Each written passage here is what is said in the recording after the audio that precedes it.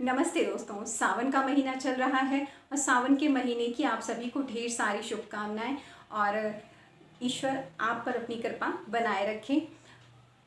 कुछ लोगों का प्रश्न रहता है कि सावन के महीने में ही बाबा भोलेनाथ की इतनी पूजा आराधना क्यों होती है। हाँ, बिल्कुल सही प्रश्न है। कुछ तो कारण होता है हर चीज़ के पीछे।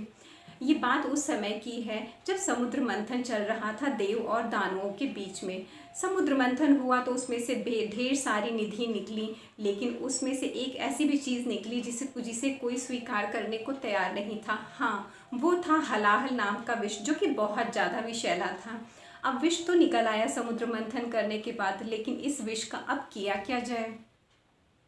सभी देव दानव और जितने भी प्राणी थे सभी बहुत परेशान हो गए और बहुत चिंतित हो गए। तो उसका उपाय ये निकला कि सभी जो है बाबा भोलेनाथ की, शिव शंकर की शरण में जाते हैं और उनसे प्रार्थना करते हैं कि आप ही इससे हमें मुक्ति दिला सकते हैं, कोई राह दिखा सकते हैं।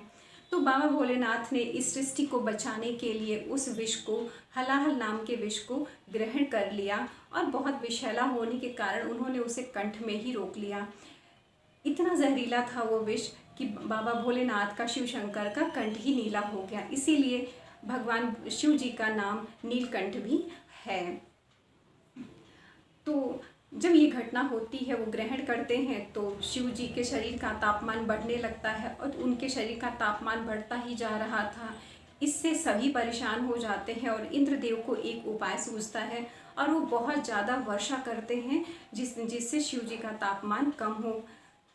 तो भगवान भोलेनाथ ने शिव जी प्रसन्न होकर के इंद्र को आशीर्वाद देते हैं कि जिस तरह से तुमने मेरा जलाभिषेक करके मेरा तापमान कम करने का प्रयास किया, उसी तरह से इस महीने में जो भी भक्त मेरा जलाभिषेक करेगा उसको तुम्हारे जैसा ही आशीर्वाद मिलेगा और मेरी कृपा उस पर सदैव बनी रहेगी।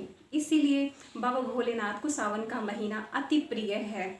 ये तो उस समय की घटना है। और उसके बाद ऐसा माना जाता है कि सावन के महीने में शिव शंकर कैलाश को छोड़ करके माँ पार्वती के साथ भूलोक पर आते हैं, भ्रमण करते हैं सावन के महीने में और अपने भक्तों को आशीर्वाद देते हैं जिससे उनका जीवन सुख में बना रहे।